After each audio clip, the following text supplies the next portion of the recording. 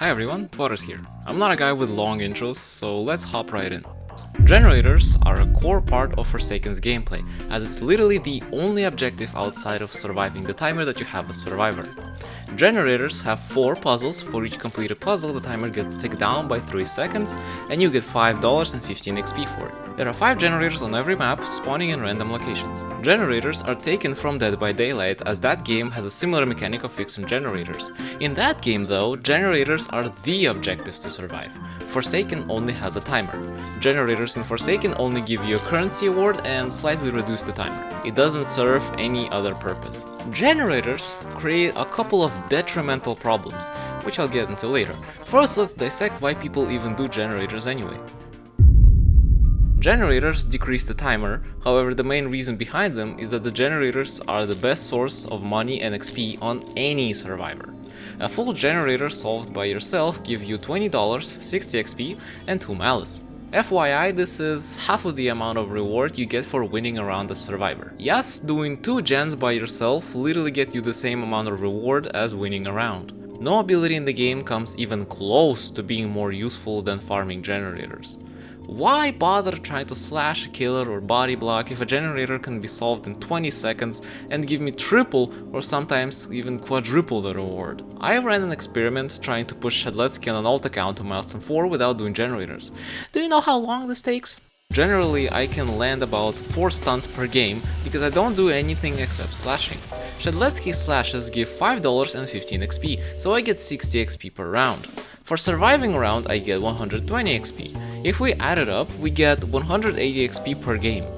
Doesn't sound that bad, right? Well, to get to milestone 4, you need 59,400 XP. That's 330 perfectly played survivor rounds. 330. Now let's say that we add 1 fully solved generator per game. That's an additional 60 XP, which is a 33% increase in XP gain. That cuts 330 games to 223. On my skill level, I do about 3 full generators all by myself, considering I'm acting a bit selfish.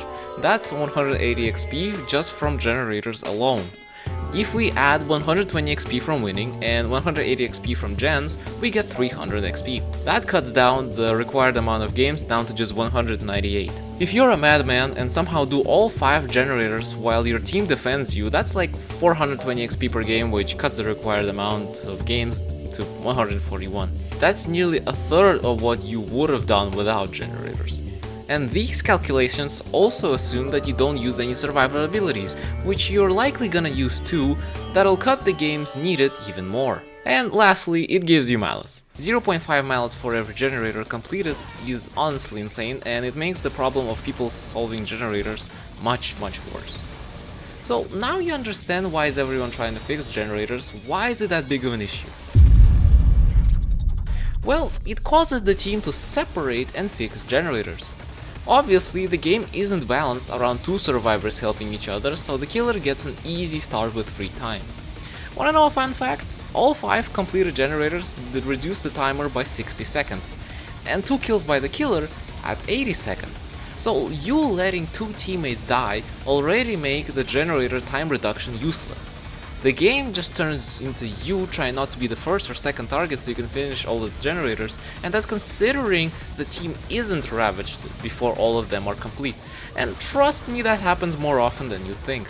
It's really simple too, as gens are scattered across the map, meaning the killer doesn't fight an 8v1, they fight 8 1v1s. And you can imagine how well that turns out. I've seen a ton of survivors just blatantly ignoring each other for the sake of solving generators. Like, guess what are you doing? There is literally a teammate dying right beside you and you still decide to do generators.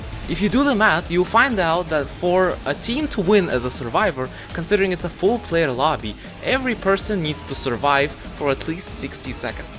If a person is killed earlier, it means that other survivors will have to survive for more time for their mistakes. Got that? Now imagine you solve a generator in this position. What can you do if you're found here? That's right, you can't do anything. You're basically just cooked if you're found in this position, and that sucks.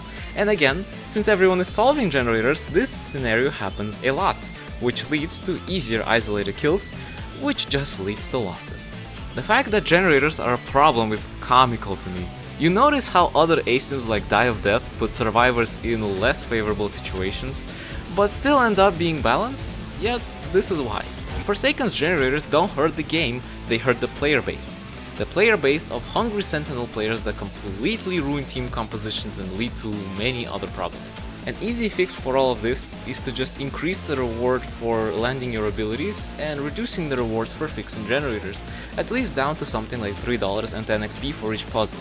But to be honest, it could be even less. Generators right now incentivize you to not help your team, but rather be selfish and fix them as quickly as possible. I understand such a mindset in other games like Dead by Daylight when it's the main goal of surviving, but Forsaken just requires you to survive for a certain time. Obviously, defending your teammates is significantly more important than a measly 12-second reduction on the timer. But due to generators being so appealing for Forsaken players, that leads to everyone being selfish in a team game. It's genuinely sad. Thanks for making it to the end of this video. If you found this video interesting, then consider subscribing. I have a goal of reaching 10,000 subscribers by the end of spring, so you subscribing will help me a ton. The next part is gonna go a bit off topic from Forsaken, and it's about this dude in the corner you've been seeing the entire video. This is my OC. He has a bunch of lore, and I have some other OCs I want to introduce to my videos.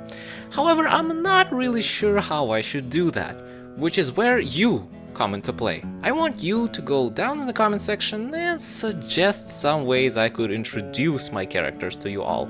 I had some ideas of maybe putting it in a video somewhere or making a completely separate introduction video, because I'm pretty sure that if I make a short about it, it will not do well and that people will miss important plot parts of these characters, which is not something I would like to see. So go down below, suggest some ideas, and I'll look into them. Thanks for watching, and I'll see you another time.